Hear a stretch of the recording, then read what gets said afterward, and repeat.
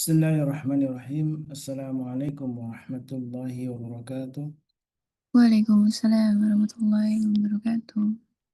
Innal hamdalillah nahmaduhu wa nasta'inuhu wa nastaghfiruh wa na'udzu billahi min shururi anfusina wa min sayyiati a'malina. Man yahdihillahu fala mudilla lahu wa man yudlil fala hadiya lahu. Asyhadu an la ilaha illallah wahdahu la syarika lahu wa asyhadu anna Muhammadan abduhu wa rasuluhu alladzi balagha risalah wa adal amanah wa nasara ummah wa jahada fillah haqqa jihadih. Allahumma salli wa sallim wa karim wa barik ala asrafil anbiya'i wal mursalin nabiyina al-karim Muhammad wa ala alihi wa sahbihi wa man ihtada bi sunnati wa huda wa amma ba'du. Alhamdulillah wa syukurillah dan ni'matillah. Tiada kata yang utama dan pertama kita ucapkan kecuali rasa syukur kita kepada Allah Tabaraka wa Ta'ala yang hingga saat ini Allah masih memelihara kita dalam kebaikan. Allah masih menjadikan kita orang-orang istiqomah untuk hadir dalam majlis ilmu, untuk kebersyukuran yang tiada taranya ketika kita merasakan lezatnya iman. Dan orang beriman tentu yang merasakan kenikmatan iman dan Islam yang hingga saat ini Allah masih memberikan kita satu anugerah ini. Salawat dan salam tentu senantiasa kita aturkan kepada Nabi kita baginda Rasulullah SAW, juga untuk keluarga beliau, para sahabatnya, dan mudah-mudahan kita termasuk yang kelak insya Allah akan mendapatkan syafaat dari beliau karena keistiqomahan kita dalam menjalankan sunnah-sunnah Nabi kita. Dan Alhamdulillah kita masih di bulan Sa'ban ya, di awal-awal Sa'ban tentu kita saling mengingatkan karena tak lama lagi kita menghitung hari ya untuk menuju Ramadan, bulan yang syahrul Ramadan, bulan yang begitu agung, bulan penuh keberkahan, bulan yang di sana ada ampunan. Dan itulah mari kita sama berdoa Allahumma balikna ila Ramadan, dan tentu kita berdoa kepada Allah untuk memberkahi kita semua di bulan Sya'ban ini sehingga persiapan Ramadan menjadi paripurna. Persiapan Ramadan kita siapkan dari mulai tentu fisik, tapi yang paling penting itu persiapan rohani dan ilmu yang harus kita miliki, karena itulah Alhamdulillah para guru kita masih menemani kita setiap pagi dan di malam hari untuk sama-sama kita belajar ilmu agama ini, syariat yang memang menjadi kewajiban bagi kita kaum muslimin, karena disebutkan thalabul ilmi fardhun ala kulli muslimin wa muslimah. Dan tentu orang yang menuntut ilmu terus disebutkan dalam sabda Nabi yang mulia, Sahallallahu bitu tariqan ila jannah, Allah akan mudahkan bagi yang menuju surga. Dan tentu Alhamdulillah wa syukurillah, surga yang sungguhnya bagi orang beriman adalah ketika kita bisa menjalankan syariat ini dengan istiqamah, memenuhi uh, perintahnya dan juga menjauhi larangannya. Dan Alhamdulillah di pagi ini kita sudah memasuki tema yang lanjutan dari apa yang sudah kita bahas.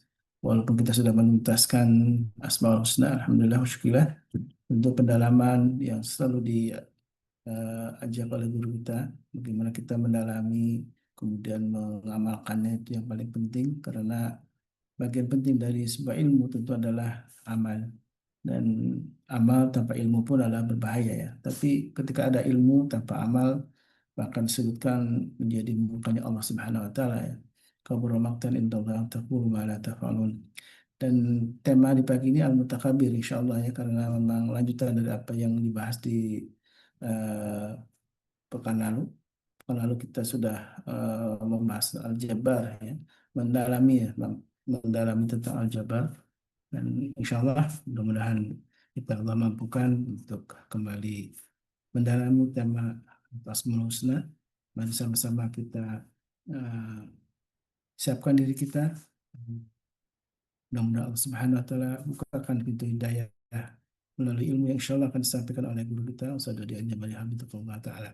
Tentu jangan lupa untuk selalu mendoakan guru-guru kita, sahabat-sahabat semuanya, dan juga mungkin yang sekarang masih ada yang tertimpa bencana ya, baik di Aceh maupun yang di daerah-daerah lain. Kita doakan mudah saudara kita diberi kemudahan, kesabaran oleh Allah Subhanahu wa taala. Assalamualaikum Ustaz. Masih Wilson. Udah semangat jawabnya masih mute. Masya Allah. Waalaikumsalam warahmatullahi wabarakatuh. Alhamdulillah. Alhamdulillah. Saya Setelah Nabil Ustaz. kemarin, Alhamdulillah. Kami Masya dukung, Allah. Masya Allah. Masya Allah ini nggak terasa kita ya, Ustaz ya. Waktu ini kok nampaknya kita baru terasa baru kemarin kita membahas Al-Aziz ini. Akhir zaman itu gitu Ustaz. Waktunya makin pendek katanya nggak berasa. Kayak kita Ada, belum ngapa-ngapain gitu. iya. Kok nampaknya Antum bekal sehat ya? masih kurang terus itu ya. Iya, begitulah Ustaz. Kita makanya menghabiskan waktu untuk yang manfaat itu betul-betul. Saya jadi keinget statementnya Gus Baha. Tahu nggak kenapa syekh-syekh itu badannya gede-gede, perutnya tambun-tambun, seolah-olah mereka kayak nggak bisa jaga makan gitu. Padahal Rasulullah SAW ada banyak hadis menyatakan kalau eh, perutnya tambun atau perutnya buncit itu eh, tanda nggak bisa apa ngikutin apa ngejaga hawa nafsu. Itu penjelasan beliau luar biasa. Eh, para masyayikh itu ketika eh, melakukan sesuatu yang mubah lebih banyak. Oh, Mbak Nunu belum angkat tangan ini. Kepencet Kebiit kan. kayak, kepencet kayaknya. Jadi eh, dikatakan mereka mengerjakan yang mubah itu eh, diperbanyak. Makan mubah kan? Mm. Daripada dihabisin waktu buat maksiat, mendingan buat makan. Jadi jadi itu eh, apa ya? Menghabiskan kesempatan untuk bermaksiat dengan mengerjakan sesuatu yang mubah itu lebih baik Hmm. daripada kemudian merasa kibria dengan apa merasa besar dengan saya kan mas saya kan alim saya kan itu menjadi bagian yang wah udah dalam banget gitu jadi ternyata pengelolaan hati dan cara berpikir itu menjadi bagian yang seharusnya setiap kita mampu masuk ke dalam pemahaman yang luar biasa. Nanti saya kepengen sih ngundang Dokter Muhammad Nasir nih. Masya Beliau Allah. eh, Akan, beliau akan, Masya Allah. itu beliau itu menjelaskan bahwa setiap jaringan di tubuh kita itu bertasbih kepada Allah, tapi Hmm. dengan permintaannya masing-masing.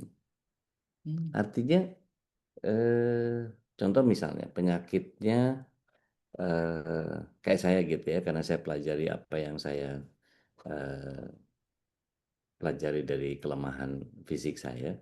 Ternyata sederhana betul. Ini bukan masalah hasil lab, bukan masalah apa namanya terjadi malfungsi terhadap organ tubuh kita. Ternyata organ tubuh kita itu meminta agar dia senantiasa dipenuhi oleh otak kita, yaitu rasa bahwa dia tidak boleh menjadikan dirinya merasa besar.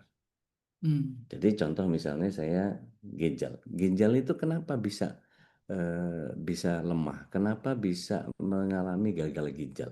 Jadi ternyata bukan karena makannya jelek, karena kebanyakan ini itu apa segala macam. Bukan ternyata. Pikiran kita ternyata membutuhkan si jaringan ginjal itu. Ternyata dia permintaan tasbihnya kepada Allah tiadakan dirimu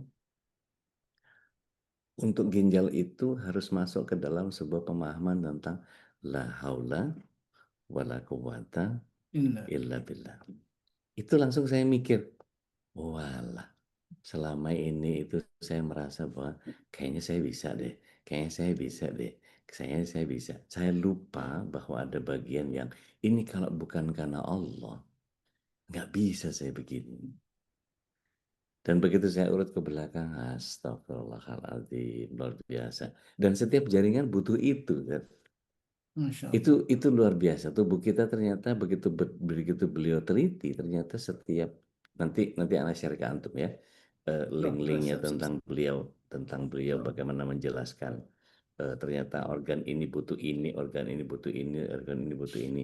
Jadi misalnya lutut lutut eh, apa namanya persendian lutut itu bermasalah gitu. Ternyata coba kurangi gampang marah, coba kurangi sumbu pendek. Jadi tidak gampang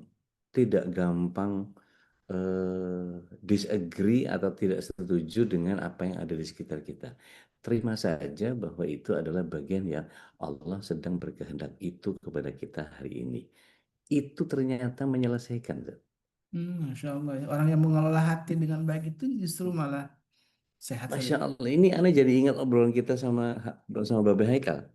Hmm. Jadi kekuatan berpikir itu menjadi sangat wow. Hmm. Makin makin ke sini saya makin ngerasa bodoh nih. Jadi makin aduh, kok ada lagi nih ya, kok ada lagi nih ya, kok ada lagi gitu ya. Masya Allah. Jadi ibaratnya kalau kita menyelami ilmu itu, Zat, eh, kita ke pantai itu baru hawa-hawa apa laut gitu ya, udah kecium gitu ya, agak-agak lengket, agak-agak anyir gitu ya, bau-bau tipis-tipis amis-amis kerang apa terumbu karang apa segala macam gitu kan. Tapi begitu kita dekat, udah kerasa tuh pasirnya mulai ganggu kaki kita. Begitu kita kena air sedikit, mulai ada apa eh, bulu babi, apa landak laut tuh, Hmm. mulai ada eh, apa namanya eh, ganggang, mulai ada rumput laut. Nanti kita makin masuk ke dalam, mulai ada anemon-anemon, mulai ada itu biotanya makin makin ke dalam, makin ke dalam kedalaman tertentu, itu makin spesifik, makin gede dan makin kita nggak paham.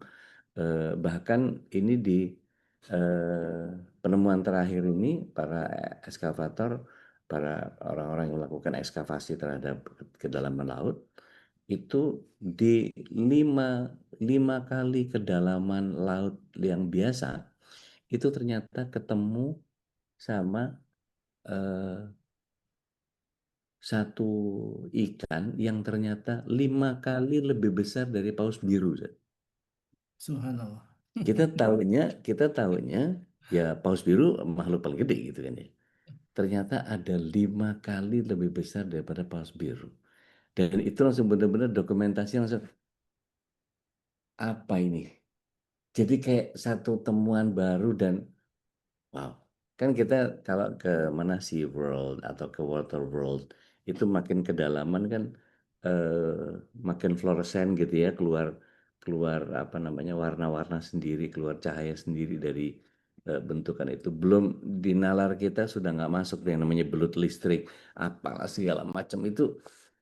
Jadi makin ke dalam laut itu, lautan ilmu ini makin kita nggak paham apa yang terjadi. Sehingga Jadi mereka telah beriman saja kalau dengan itu Allahu besar keagungan Allah Akbar. itu. Allahu Ulul Akbar. albab. Jadi saya kayak ngerasa ini baru baru di pantai saya ini nggak ngerti apa-apa gitu. Jadi makin aduh nggak paham lah. Ini cuman sekedar baca baca kitab aja kadang-kadang Allahu Akbar ternganga dan terhege-hege apa bahasanya nih. Terkagum-kagum dengan apa yang Allah SWT hadirkan itu menjadi Masya bagian Allah. yang luar biasa, Masya Allah. Masya Masya Allah. Allah. Tabarakallah. Ini Al-Mutakabir apalagi sangat terkaitnya Aduh, begitu luar agung Allah. biasa. Ini Dan luar biasa. Banyak kesombongan kisah hanya tuh. milik Allah ini apalagi. Masya Allah, Masya Allah, Masya Allah. Masya Allah, tabarakallah, jamaah Allah. Masya Allah, ini pembukanya udah langsung membuat kita apa ya? Nol banget ya, zero. Tidak ada Minus apa-apa. malah, Ustaz. Baik, jamaah Allah, Alhamdulillah kita tadi sudah mendengarkan sedikit kelas baru, sekilas ya dari Ustaz Dodi. Tapi nanti banyak apa namanya yang telah Allah anugerahkan kita untuk semua ya. Dan orang yang ulul albab itu yang yaitu ya tadzakarun ya wa tafakkarun fi khalqis samawati wal ardi yang selalu mengeksplorasi melakukan perenungan-perenungan terhadap ciptaan Allah semuanya yang ada di langit dan bumi. Baik jemaah yang dimuliakan Allah kita siapkan diri kita untuk menerima hidayah. Kita akan membahas sebuah tema yang sangat penting al-mutakabbir. Allah Maha eh, Agung, Allah Maha Memiliki sombong, kebesaran. Allah memiliki kebesaran apalagi yang tidak ada jadi kecuali miliknya Allah Subhanahu wa taala. Falatul masykurat. Baik. Bismillah. Syukran. Jazakumullahu khair. Ta'ala. Allah fiik. Rihayatukum ya Ustaz. Amin. Amin. Assalamualaikum warahmatullahi wabarakatuh. Waalaikumsalam Waalaikumsalam warahmatullahi warahmatullahi wabarakatuh. wabarakatuh. warahmatullahi wabarakatuh. Sehat semuanya ya?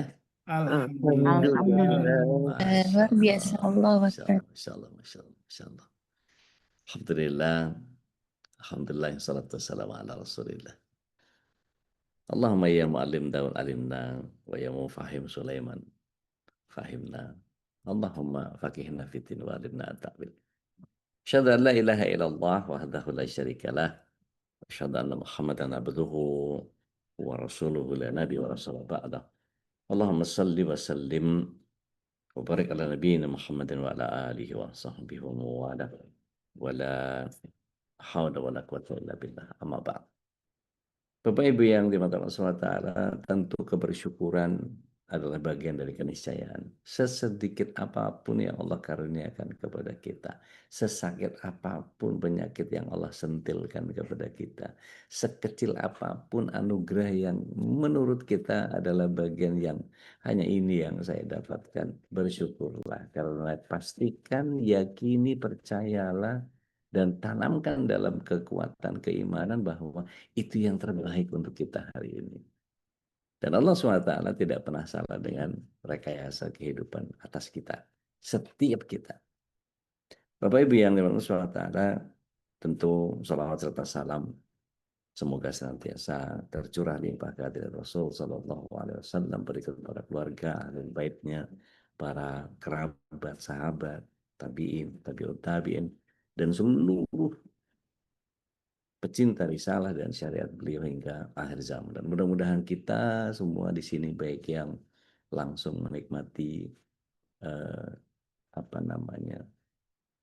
tayangan ini atau kajian ini, ataupun yang menyimak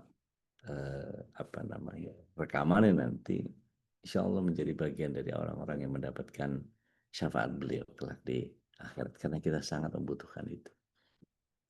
Mudah-mudahan Allah SWT terus senantiasa berikan rahmat kepada kita, berkahi terus, hidayahi terus, diberikan inayah, iroda, utro, terlebih maunahnya untuk kita bisa menjalankan keislaman kita istiqomah sampai akhir hayat kita, mendapatkan husnul khatimah, dan kelak kita dikumpulkan bersama keluarga di surga, karena tidak ada yang lebih indah daripada reuni bersama keluarga besar di surga, orang-orang yang kita cintai, orang-orang yang kita rindukan.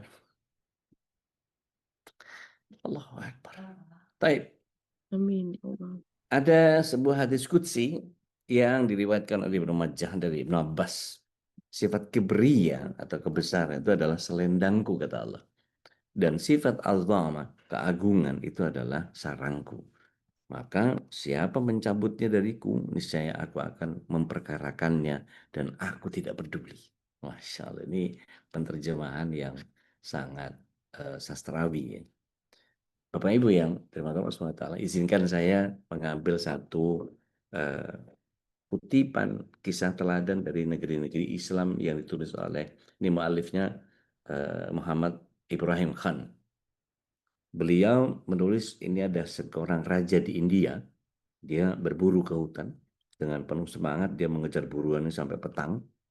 Waktu sholat maghrib tiba, mengetahui ini dia segera turun dari kuda, dia ambil air untuk berwudu, beberapa orang pengawalnya menunaikan sholat maghrib berjamaah. Pada saat yang bersamaan, qadarallah masyafa'al, seorang wanita desa kebingungan mencari-cari suaminya. Biasanya tidak lebih dari waktu asar suami sudah kembali ke rumah.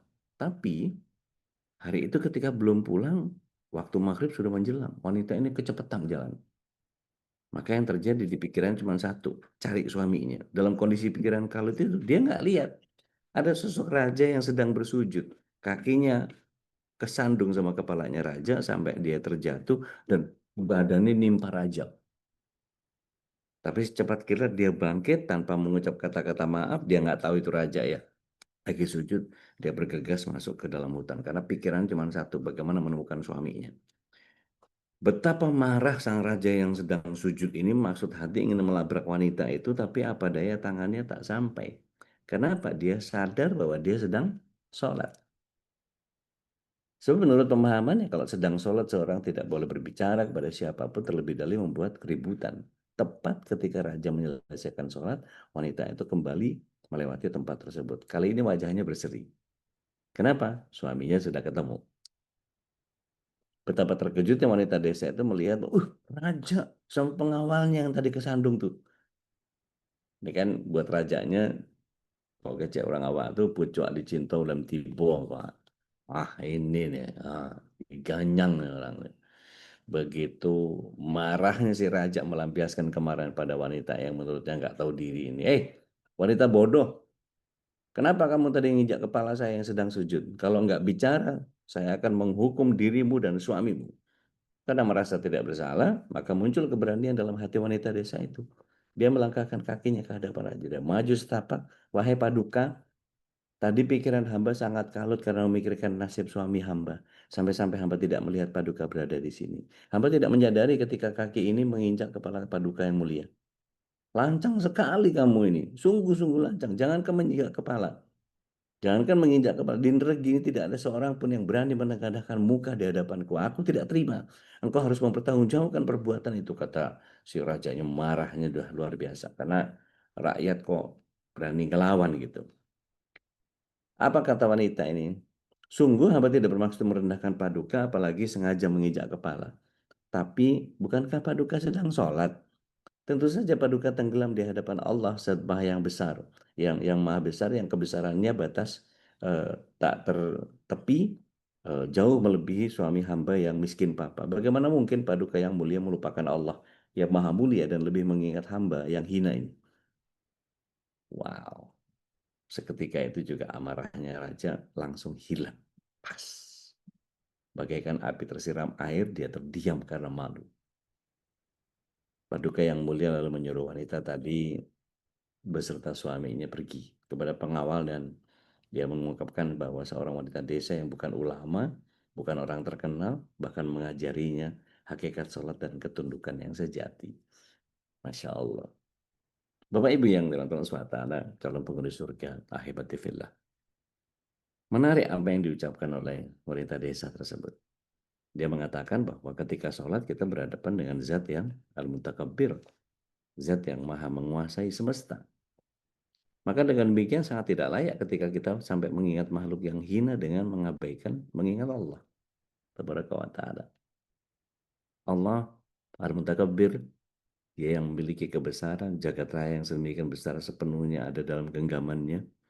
Begitu juga galaksi, matahari, planet, apalagi cuma sekedar bumi dan manusia menghuninya dalam genggaman beliau azza wa jalla. Dan dalam pandangan Allah semua itu sangat kecil. Maka ibu-ibu tidak usah terlalu khawatir sama berat badan. Karena sebesar apapun kita pasti kecil di mata Allah. Lain lagi tuh urusannya Ustaz. Bismillah. Jadi kata yang disebut al-mutakabbir ini dalam pandangan Allah semua sangat kecil dan tidak ada harganya. Punya apakah ini? Kata dunia, seharga sayap nyamuk saja Allah pasti akan tidak pernah memberikan kekayaan kepada orang-orang kafir.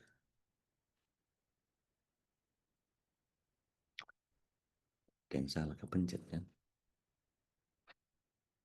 Ada yang kedengeran nggak cetung-cetung? Dunia ini demi Allah tidak ada harganya sama sekali bagi Allah. Dan manusia hanya sekedar mengaku-ngaku saja. Dunia hanya tempat singgah sementara. Kata al-mutakabbir ini diambil dari kata dasar kabara yang bermakna besar, kabir. Lawan dari mudah atau kecil. Jadi kata al-mutakabbir ini pengembangan dari mazid fi, dari kata dasar tersebut mendapatkan huruf ta menjadi takabbara. Dalam bahasa Arab huruf ta ini mengandung makna takalluf, ada kesengajaan membuat atau dibikin-bikin. Maka dengan demikian takabur adalah membuat-buat dirinya besar padahal tidak. Sedangkan mutakabbir adalah pelaku yang memiliki sifat takabur. Yang boleh mutakabbir cuma Allah.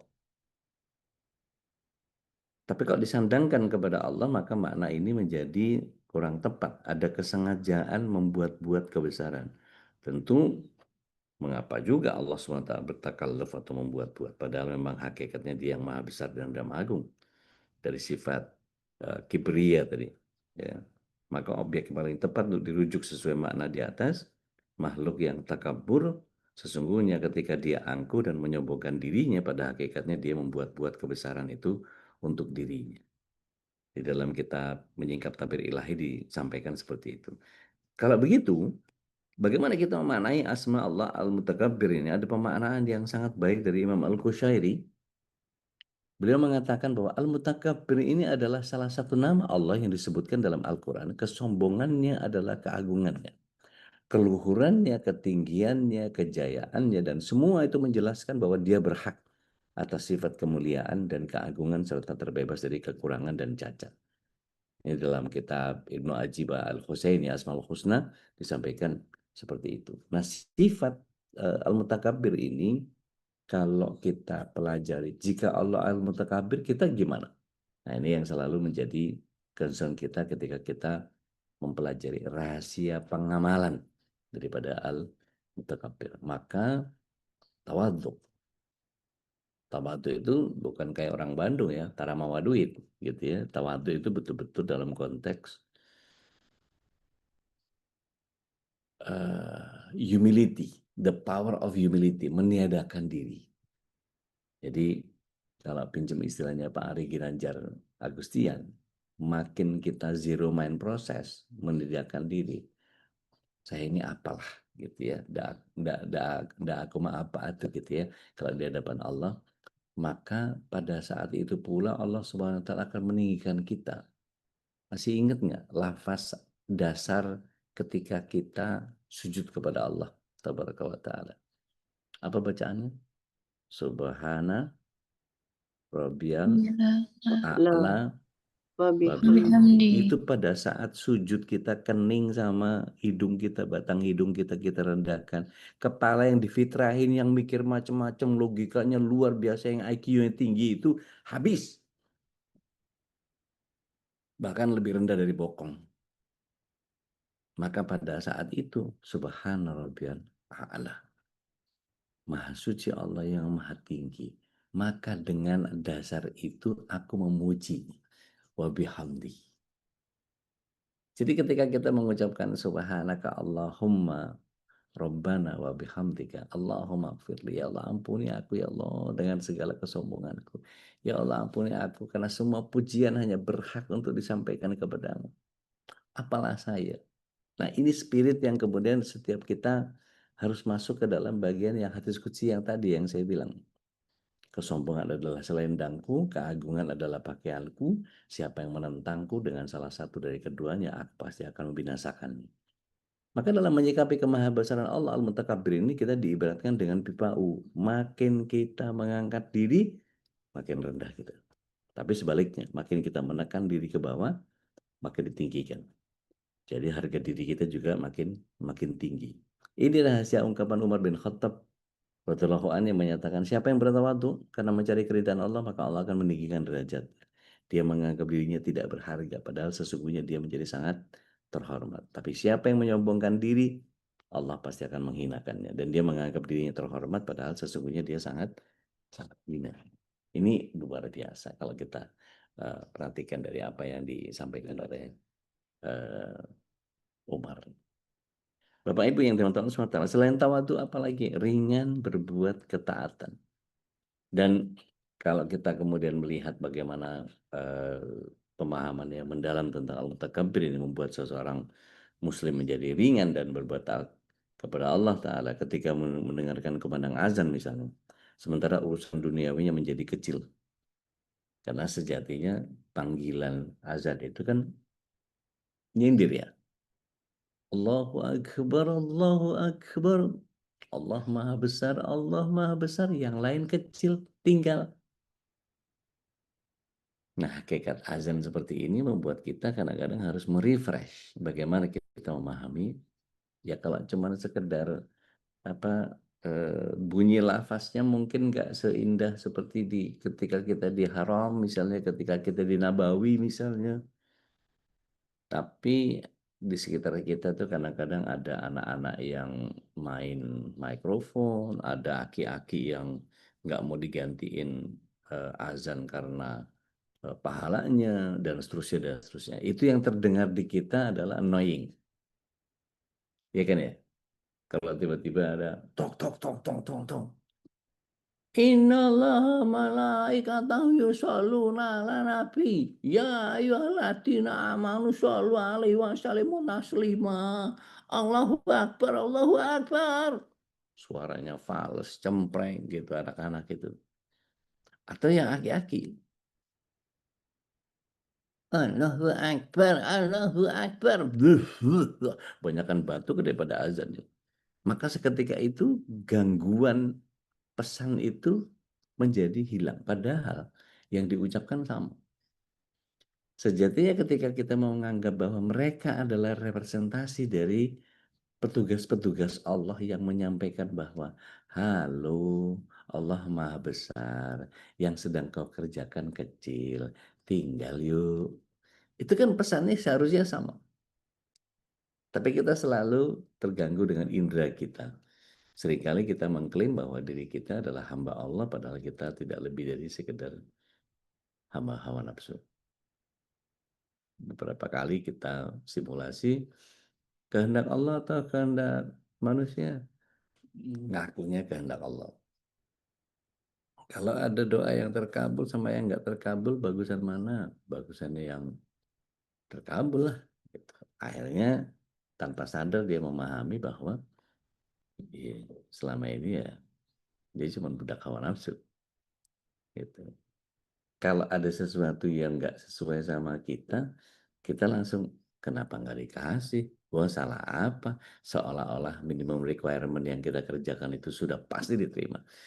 Padahal kita harus memahami bahwa sebagus apapun ibadah yang kita lakukan, setulus apapun, seikhlas apapun, seniru-nirunya kita terhadap apa yang Rasul Shallallahu Alaihi Wasallam kerjakan, plek sekalipun dari sisi lafaz, tidak ada jaminan bahwa Allah SWT pasti terima amalan kita.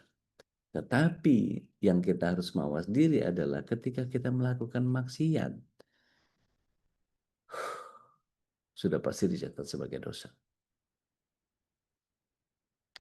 Akibatnya fillah, Bapak Ibu yang teman-teman Allah SWT, di sepertiga malam terakhir melangit di bumi, sinyalnya bolak-balik gonta-ganti gitu ya. Apakah kita segera mengambil air wudhu? Atau sibuk ingin menunjukkan bahwa aku hadir loh, aku tahajud loh, sehingga kita di antara teman-teman kita menjadi ingin ditunjukkan, ingin menunjukkan diri bahwa aku udah hadir ya, aku udah absen ya, aku sehingga menunjukkan wah ini nih orang-orang soleh ini masya Allah. Hati-hati dengan gejolak pikir yang datang dari bisikan-bisikan setan. Dan itu halus betul.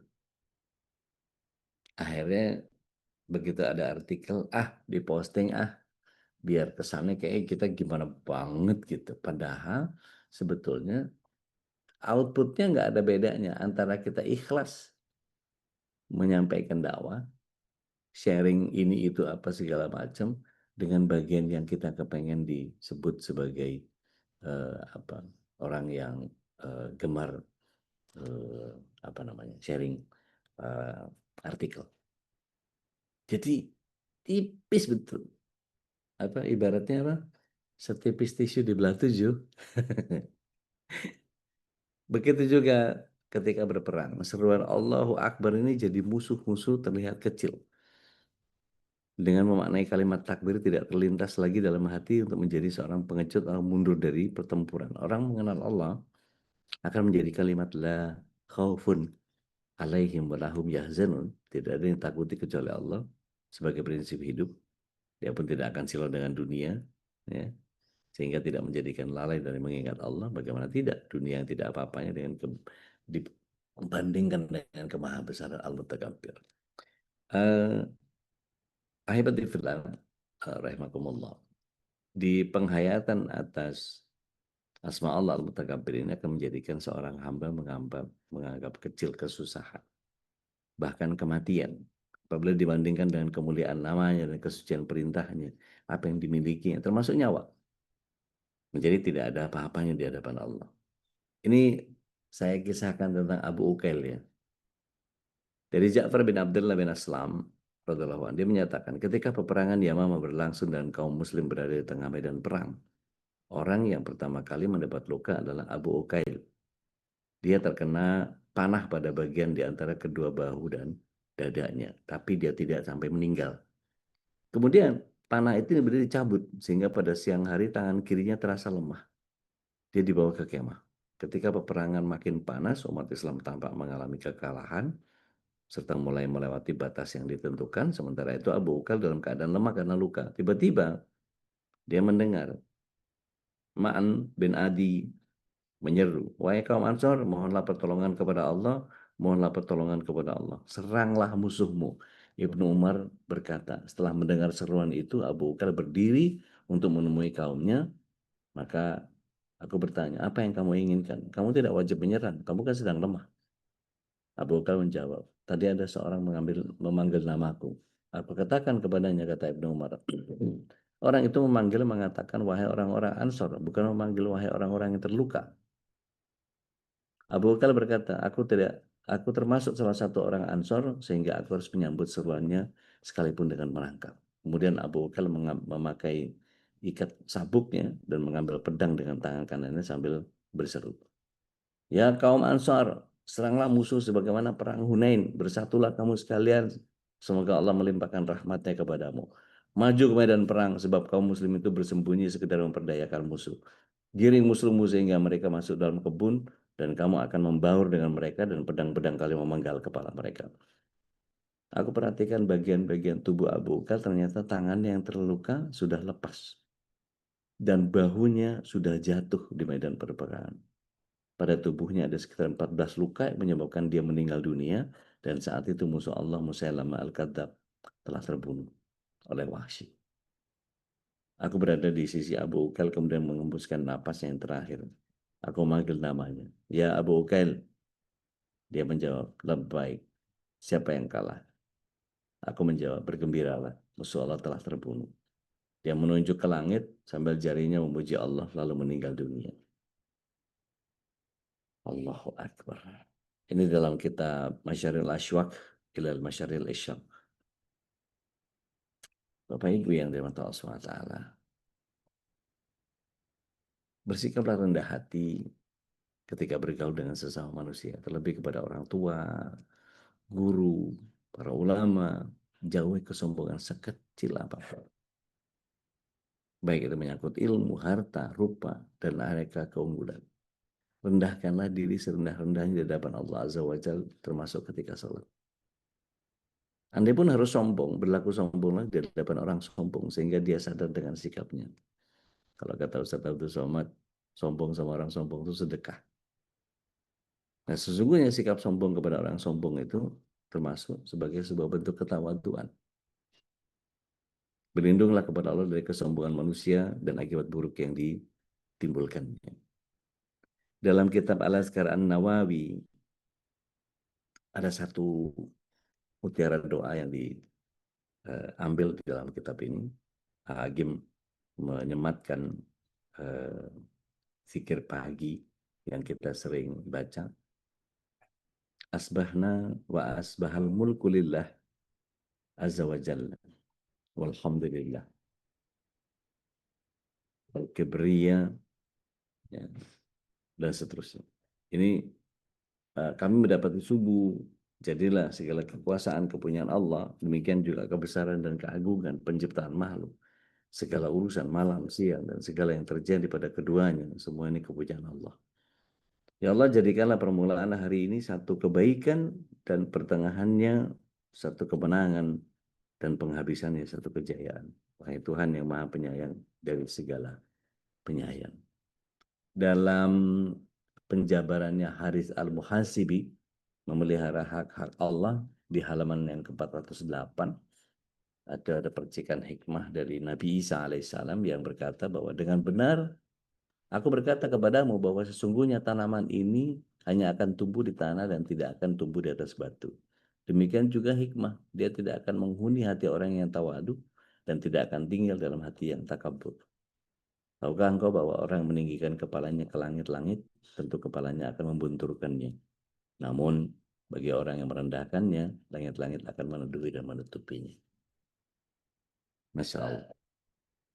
Bapak Ibu yang dirahmati Allah SWT, mudah-mudahan rahasia pengamalan Abu Takabbir kali ini membuat kita menjadi terus merasa kecil dan tidak pernah merasa bahwa apa yang Allah Subhanahu wa taala hadirkan untuk kita itu membuat kita someone.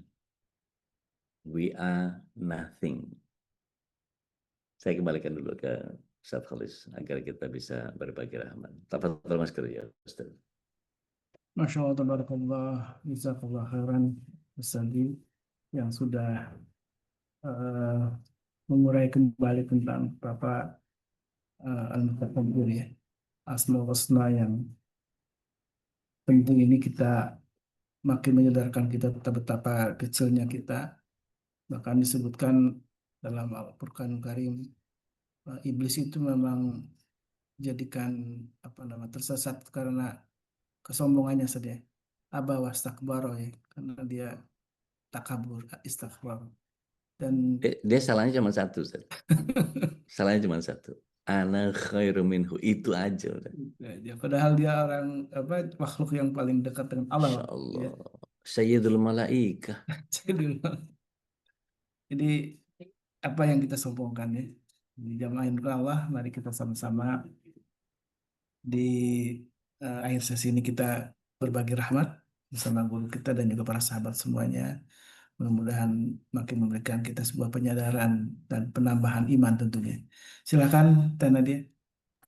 Ya, syukuran Ustaz. Assalamualaikum warahmatullahi wabarakatuh. Waalaikumsalam warahmatullahi wabarakatuh. Damang Teh. Alhamdulillah luar biasa. Allah Masya Akbar. Allah. Semoga semuanya sehat juga. Ya Rob, ya Rob. Amin. Ini udah tadi Siap. agak ketarik tadi kata-kata udah yang sombong di hadapan orang sombong. Nah, Sedekah. betul tuh. Iya. Oh, selain sedekah bukan berarti maksudnya atau gimana udah itu? Jadi sombong kepada orang sombong itu sedekah kalau setelah itu semua. Oh, bukan untuk hal lain berarti ya udah ya. Maksudnya? Kan itu untuk sedekah sombong di antara orang yang sombong itu maksudnya Jadi hanya khusus untuk bersifat sedekah jika disampaikan kepada orang sombong. Orang seorang sombong itu. Iya. Dan Nah, itu bentuk ketawaduan kalau kata Agim. iya. Nah, itu gimana menempatkan diri kita misalnya ada orang sombong nih, terus kita ikutan sombong berarti kan. Nah, gimana kalau di antara itu tuh ada orang yang biasa aja gitu maksudnya nanti malah jadi salah sasaran gitu. Oke. Terus gimana sih maknanya maksudnya udah saya masih samar-samar udah. Oke, gini. Bismillah, wassalatu wassalamu ala rasulillah. Saya pernah menyaksikan satu potongan komedinya Rudi Sipit sama Komeng di hadapan TNI AL.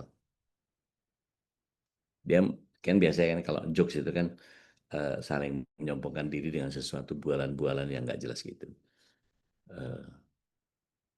Dia bilang, si Rudi Sipit itu bilang gini, tahu terusan Suez nggak? Tahu? Itu yang bikin bapak gue. Ya, jelas enggak lah ya gitu ya. Artinya ya siapa yang bikin terusan Suez itu ya pasti orang Suez kan gitu. Siapa lu kan gitu. Tapi untuk nginjek pernyataannya si Rudi Sipit, Komeng dengan sangat luar biasa. Jangan sembarangan loh. Bapak gue TNI juga. Lo tahu Laut Mati nggak? Tahu Laut Mati. Itu yang bunuh bapak gue. Itu Itu yang bunuh bapak gue. Ya, laut mati bukannya laut dibunuh terus jadi mati kan bukan itu. Tapi artinya kesombongan di atas kesombongan itu jadi sedekah. Bagaimana menyikapinya? Ketika misalnya gini, pernah ingat nggak Teh? Di atas langit ada langit. Iya udah. Nah, itu bagian yang kemudian menyadarkan orang dengan sesuatu yang lu jangan gitu, gitu bahasanya gitu. Kalau kita bahasa lempeng nih, lu jangan gitu.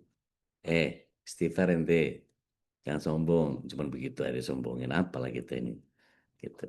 Tapi ketika nggak kena orang begitu tuh, orang-orang begitu tuh nggak bisa diingetin dengan cara yang sederhana, gitu. Ditinggiin supaya dia keinjek, baru dia ngerasa bahwa gue salah nih kayaknya, gitu.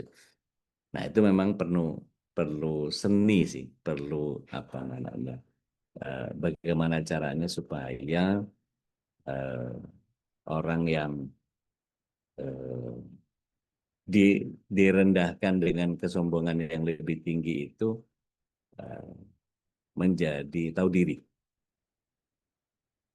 Ini pengalaman ya, sharing aja. Saya pernah diminta sama Pemprov DKI untuk memberikan materi public speaking kepada para pengajar di seluruh wilayah DKI. Jadi dikumpulin tuh Jakarta Barat, Jakarta Pusat, Jakarta Selatan, Jakarta Utara, Jakarta Timur, Jakarta terus kumpulin. Mendapat ini tuh para kiai-kiai besar, Ustadz Orhan, Lawyer Ham, pokoknya kumpul semua itu yang biasa ngajar di Pemprov DKI.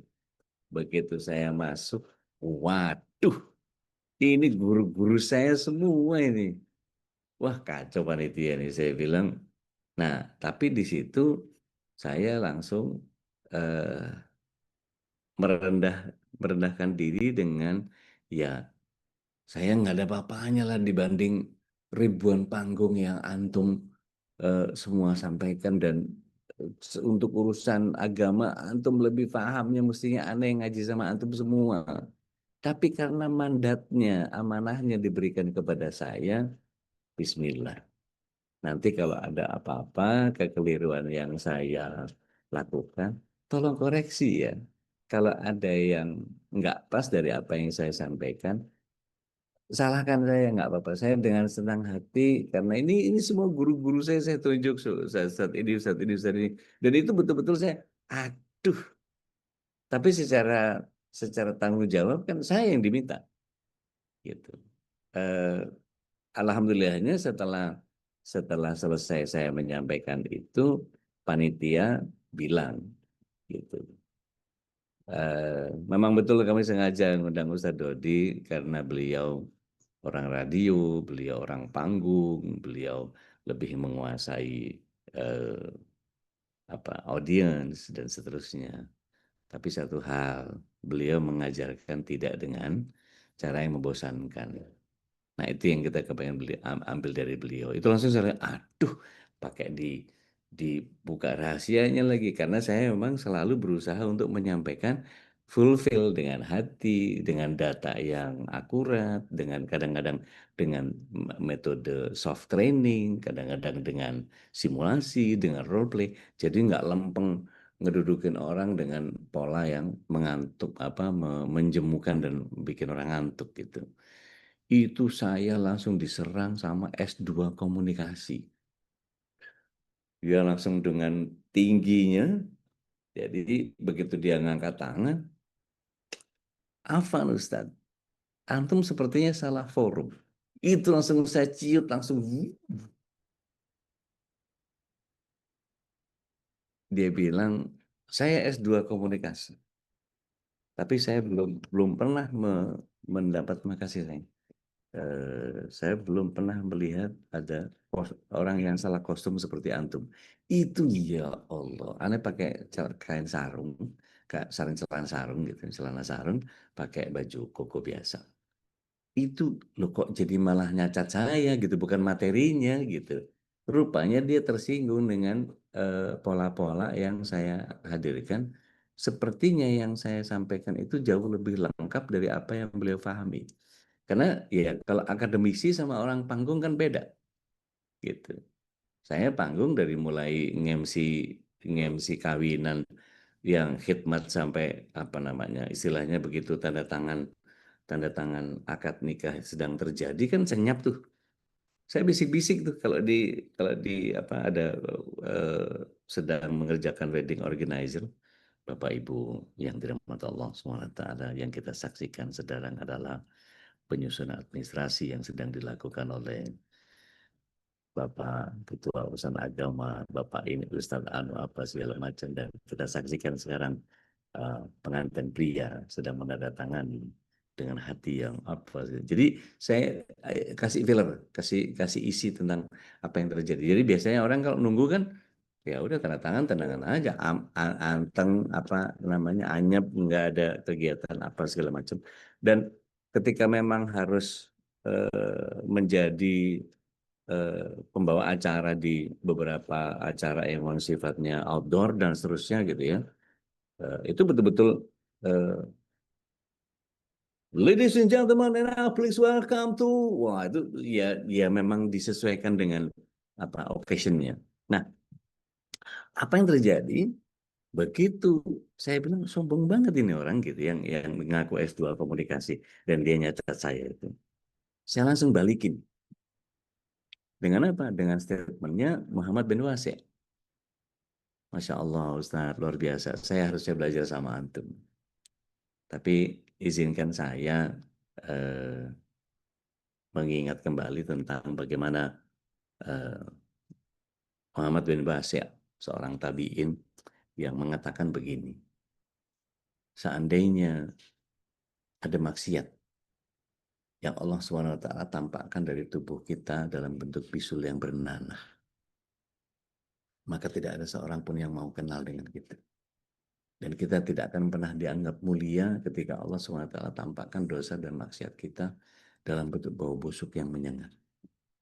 Siapalah kita di hadapan Allah SWT yang menyembunyikan seluruh aib-aib kita. Mudah-mudahan kita sering jaga. Itu begitu selesai langsung disamperin saya. Alafu ya Ustaz, langsung dipeluk.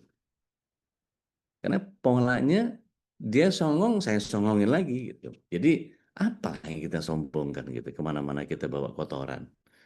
Di mata kita belekan, kuping kita congean, hidung kita upilnya banyak, mulut kita liur banyak, salah colek muntah, gitu. Makin ke bawah ada pipis, ada pup, gitu. Kotoran semua yang kita bawa nih, belum kotoran pikiran, belum kotoran hati, belum. Gitu kira-kira teh. Jadi kalau misalnya kita mau bicara tentang sesuatu kesombongan supaya tidak disalah tanggapi, gitu. Mungkin kita yang harus mecah suasana untuk menguasai situasi ya. Jadi alhamdulillahnya saya tidak bermaksud riya atau apapun. Saya mungkin satu-satunya penyiar yang siaran di 3 stasiun sekaligus. Di Delta, di Female, di Bahana. Dan ini buat saya prestasi karena saya berhasil ngerjain orang. Pagi di Bahana itu pakai modul suara Yapis. Pekerja muda gitu. Assalamualaikum warahmatullahi wabarakatuh dengan modul yang biasa. Malam saya siaran di Delta itu dengan gaya-gaya Don Yuan. Dengan nama yang berbeda. Jadi kalau di malam hari itu saya pakai Dodi Setiawan, kalau di pagi itu Elza Mufan, tapi kalau sore saya jadi kakek-kakek sama di Female tuh ada kakek-kakek ngerjain si Leta sama Putri Suhendro. Jadi kita sama-sama ngedongeng. Saya jadi bebek juga di situ. Jadi nggak ada tuh orang yang bisa tiga station bisa langsung in the same day ya. Kan coba aja cari, nggak ada gitu ya. Bukan mau riak mau sombong, nggak, tapi saya punya track yang kalau mau ngomong soal dunia broadcast, I'm the broadcaster gitu. Jadi ketika ada orang yang mau gini mau gitu mau segala macam, ya saya iyain aja, merasa nggak ada apa-apanya, belum apa-apa gitu, nggak punya program juga gitu. Wallahu a'lam. Punten Dek, Mangga. nambahin dikit ya. Ya. Jadi omongan tentang sombong ini, obrolan tentang sombong ini seru gitu, maksudnya luas banget, kayak kita kalau ngadepin orang yang si paling tersakiti, rame tuh orang bilang sakit ini, dia nimbalin lagi gue ini paling sakit gitu ya, paling terzolimi kadang-kadang gitu, padahal dia juga menzolimi. Nah itu gimana ya untuk ke diri sendiri deh, rada-rada bingung gitu menilainya, iya ya apa saya yang menzolimi jadinya gitu loh. Kan nimpalin orang yang dia ngerasa paling banget, paling sakit lah, paling tersakiti lah, paling nangis lah, paling sedih gitu ya. Jadi seru gitu, Dek, luas banget gitu. Itu Ya, aja sih udah, syukuran. mangga. Barakallah. Jazakallah khairan dia. Barakallah. Yang lain monggo silakan.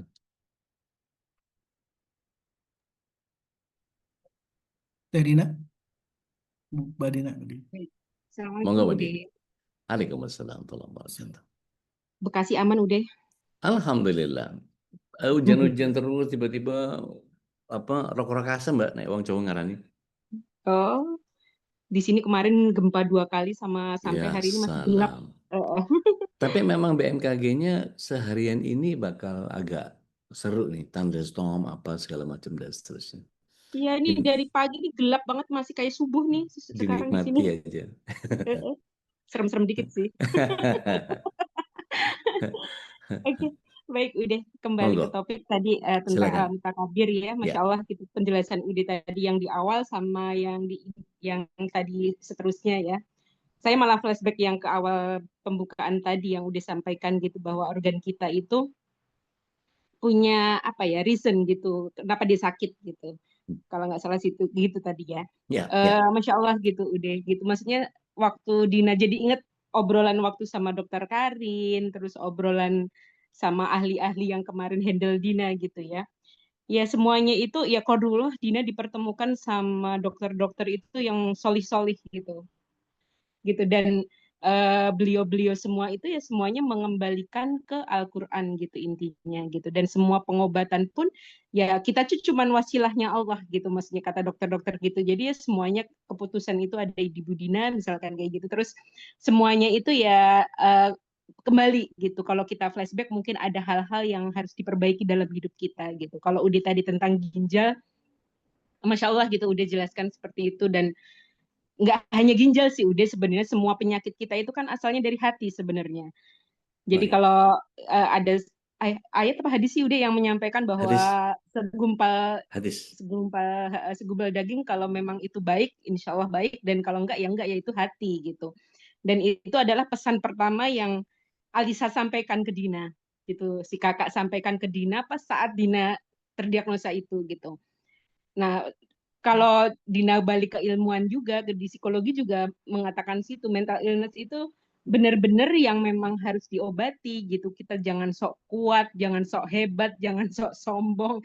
Tadi udah bahas panjang sama Tehnat gitu. Nah, ternyata ya badan kita itu nggak sekuat itu loh gitu. Mungkin di luar kita terasa mungkin bisa ngayomin orang, bisa memberikan orang manfaat yang banyak, tapi kadang kita nggak We look need that in ke too. dalam.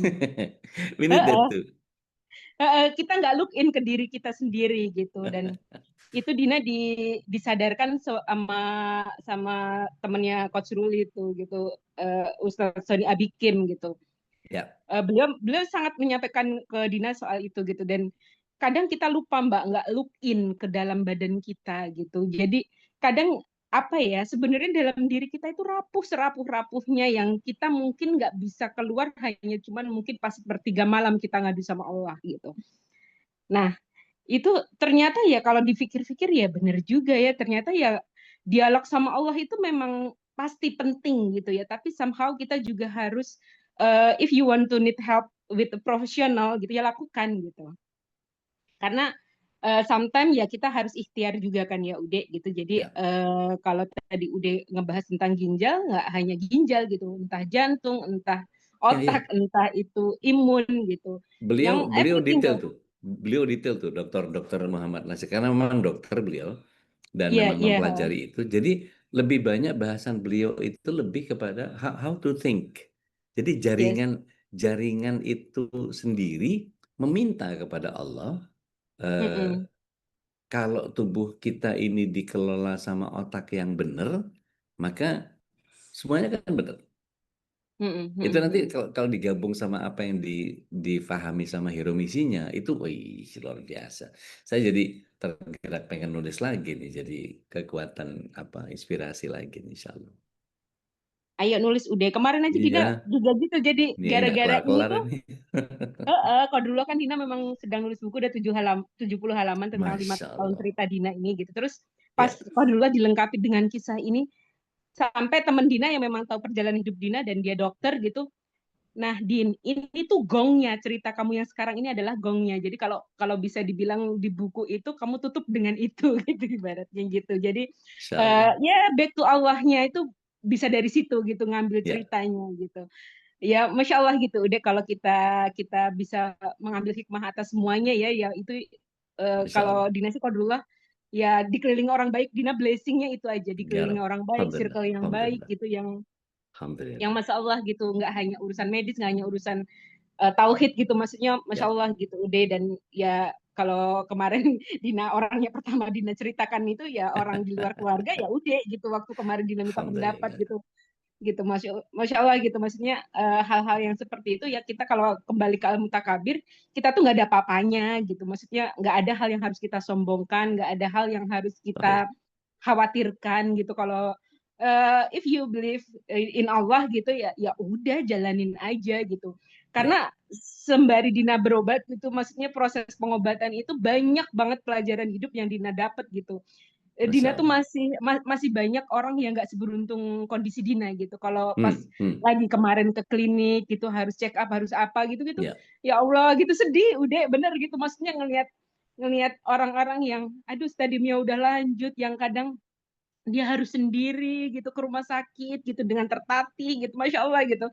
Ya Allah gitu, maksudnya Dina tuh kadang ya itu ya, maksudnya flashback itu, oh iya ya, gue tuh maksudnya masih is nggak ada okay gitu, apa-apanya. maksudnya Iya, nggak ada nggak apa-apanya. ada apa-apanya gitu. Dan kalau dulu kemarin ketemu onkolog radiasi pun, beliau itu suaminya cancer ternyata, masih Hmm. muda, belum punya baby gitu, Masya dari Allah. dan didiagnosa itu after married udah. Dan Ya after Rabb. married itu habis itu pas menjalani pengobatan suaminya, beliaunya ini kecelakaan dan harus back injury, sampai hari ini tuh pakai alat bantu untuk jalan. Itu Ya Rabb. Dina tuh pas kok dulu ketemu dokter, beliau smart banget gitu, dan aduh gitu, kayak ketampar lagi gitu. Dia masih bisa bermanfaat untuk orang banyak dengan kondisi keterbatasan beliau, dengan cerita hidup beliau gitu ya. Sampai Apalagi temen kita Dina ya. yang itu Dina nyari sendiri, udah tadinya Dina direkomendasiin ke dokter lain, cuman kalau dulu ada proses rujukan yang agak belibet ya, Dina ya udahlah Bismillah aja lah, yang penting dia Muslim dia waktu itu gitu. Jadi pas Kodullah dapat itu, terus Dina baru cerita sama temen, aku tuh sebenarnya tadinya mau ngerekomendasiin ke dia, cuman dia cerita hidupnya tuh lebih parah, takutnya kamu nanti diceritain kamu tambah down kan. Ya itu Kodullah ya, Kodullah gitu, ternyata ya memang harus pertemukan dengan beliau gitu, dan ternyata itu malah menguatkan Dina gitu, maksudnya bukan bukan yang Masya Allah. dikhawatirin temen Dina gitu. Hmm, Nah hmm, itulah hmm, gitu Al-Mutakabir gitu, maksudnya kita tuh nothing gitu di Allah. hadapan Allah tuh, kita nothing gitu, Allah. maksudnya ya kita ya memantaskan diri ya udah, bagaimana kita memantaskan diri, toh kalau kata temen Dina kemarin tuh, kita di dunia tuh nggak lama kok kata dia gitu. Ya udah nanti kita bentar lagi ketemu sama suami kita yang udah nggak ada, ketemu sama ayah ibu kita yang udah nggak ada gitu.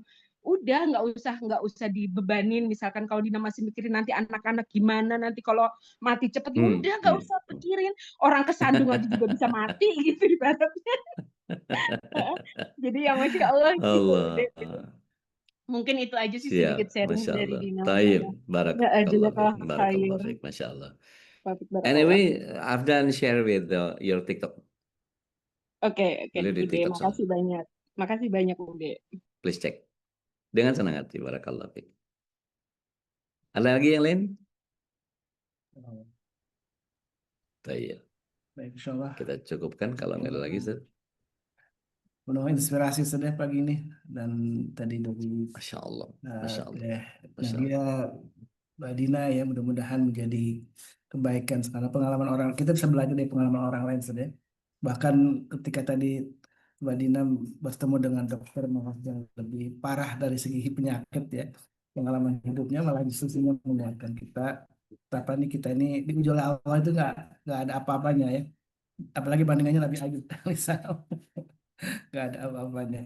Jadi bersyukurlah bagi orang yang bersabar ya menghadapi berbagai macam ujian, dan ketika mutakabir menjadi uh, inspirasi di pagi ini. Mudah-mudahan Allah Subhanahu wa taala jadikan kita orang terus jadi orang tawadu saja. Bukan taramadu itu saja ya. Betul. Tawadu. Taramadu. Taramadu itu. Taramadu tapi mual jajan Kata orang sudah tawadu itu taramadu. atau jajan. Baik, alhamdulillah. Lagi makan talam pelangi ini. Jazakallah khairan udah menemani kita. Wa kadzalik barakallahu fiik. Insyaallah. Allah Subhanahu wa taala jadikan setiap pertemuan kita di pagi hari dan juga di malam hari ini menjadi kebaikan dan menambah iman kita tentunya, karena ini bekal yang utama yang kita bisa bawa untuk menghadap Allah Subhanahu wa taala. Mudah-mudahan kita semuanya diwafatkan dalam keadaan husnul khotimah. Amin amin Allahumma amin ya. Ya Rabb. Amin. Baik, kita tutup dengan doa kafaratul majlis. Subhanakallahumma wa bihamdika. Subhanakallahumma bihamdik nasyhadu an la ilaha illa anta nastaghfiruka wa natubu ilaik. Assalamualaikum warahmatullahi wabarakatuh.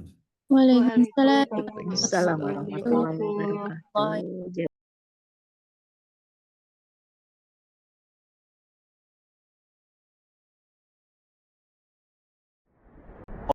اللهم ارحمنا بالقرآن واجعله لنا إماما ونورا وهدى ورحمة. اللهم ذكرنا منه ما نسينا وعلمنا منه ما جهلنا وارزقنا تلاوته آناء الليل وأطراف النهار واجعله لنا حجة يا رب العالمين.